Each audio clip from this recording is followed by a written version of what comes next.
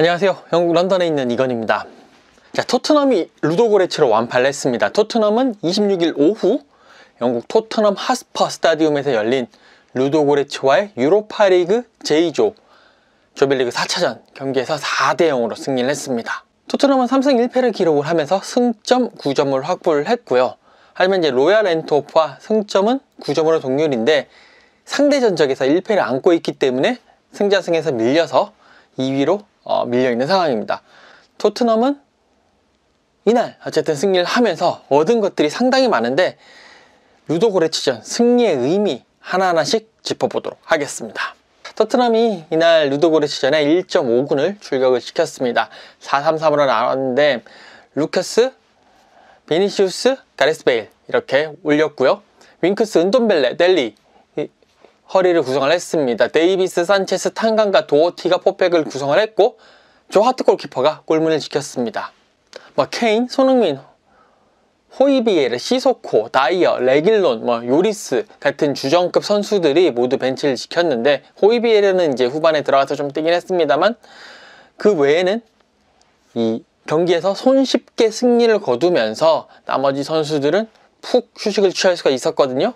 토트넘은 이제 3일 후에 첼시와 프리미어리그 10라운드 경기를 치르거든요. 첼시 홈에서 치르는데 이 주전 선수들의 휴식과 체력 비축이 정말 큰 힘이 될 것 같습니다. 사실 그동안의 토트넘의 이 주전 선수들 3일 혹은 4일 간격도 A매치 가서도 대표팀 경기를 소화한다고 제대로 쉬지를 못했는데 지난주 토요일에 맨시티 경기 그리고 이번 주 일요일에 첼시 경기 무려 8일을 오랜만에 푹 쉬게 됐기 때문에 정말 소중한 휴식이 될 것 같습니다. 첼시전을 앞두고 팀에 큰 힘이 되지 않을까 싶습니다.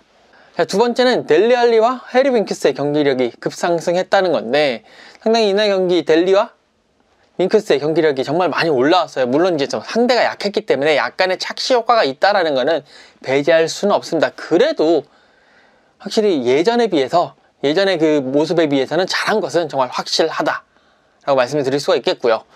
일단 델리 한번 살펴보도록 하죠.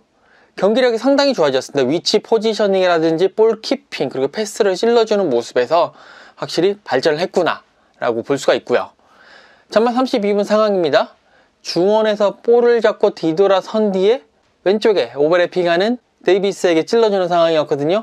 미리 볼을 잡을 공간을 확보를 했고 안정적으로 키핑한 상태에서 측면으로 들어가는 데이비스를 본 시야 그 넓은 시야를 보여줬다는 거 그리고 거기에 맞춰서 패스를 찔렀다라는 거 그만큼 자신감이 쌓였고 몸 상태가 좋았기 때문에 저런 플레이가 나오는 거거든요. 34분 상황 한번 보시죠. 그 비니시우스가 두 번째 골을 넣는 상황이었는데 은돈벨레가 슈팅하고 난 다음에 튕겨져 나온 볼을 델리가 잡았거든요. 다들 거기서 슈팅할 거라고 예상을 했어요.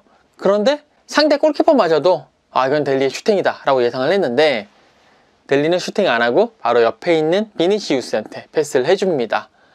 비니시우스가 가볍게 팀의 두 번째 골을 성공을 할 수가 있었죠.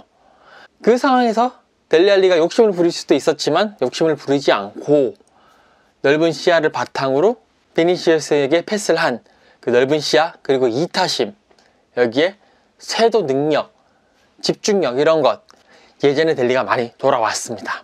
자, 윙크스 빼놓을 수 없죠. 네, 후반 18분에 골을 넣긴 했습니다만 그것보다 더 중요한 것은 중원에서 패싱 능력이 상당히 향상됐다라는 점인데 한번 비교를 해보죠.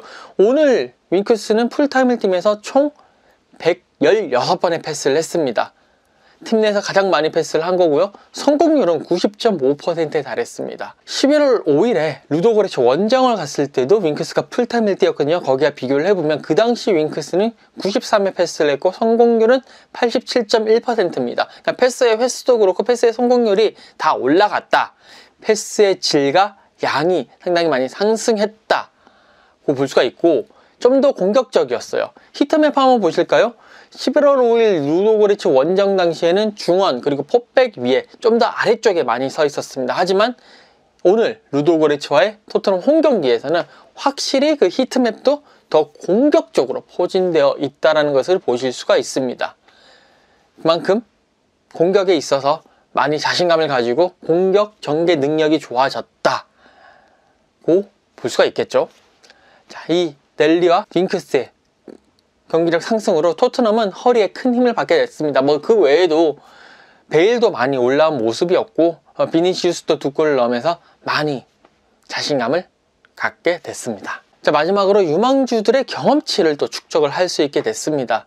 경기가 토트넘 쪽으로 이제 기우니까 무리뉴 감독은 유스 선수들 대거 교체 투입을 했거든요. 후반 37분에 3명을 들여보냈는데 RP 화이트맨, 하비 화이트, 댄 스칼렛을 넣었습니다. 뭐 RP 화이트맨은 팀의 4번째, 1군 팀의 4번째 골키퍼인데 조하트도 나가면서 화이트맨이 뛰니까 박수를 쳐주는 모습이 상당히 인상적이었어요. 하비 화이트는 2001년생 미드필더입니다. 지금 23세 팀에 뛰고 있는 선수고요. 그리고 댄 스칼렛 2004년생입니다. 우리 나이로는 17 정도 되네요. 고등학교 1학년인 선수인 거죠. 댄 스칼렛이 들어가면서 16세 247일에 토트넘의 1군 경기, 그것도 공식 대회에 출전하는 그 최연소 기록을 세우게 됐습니다. 이전까지는 존 보스톡이라는 선수가 16세 295일에 최연소 데뷔를 했는데 거기에 비해서 48일이나 앞서서 16세 247일에 댄 스칼렛이 토트넘의 1군 데뷔를 하게 됐습니다. 최연소 데뷔고요.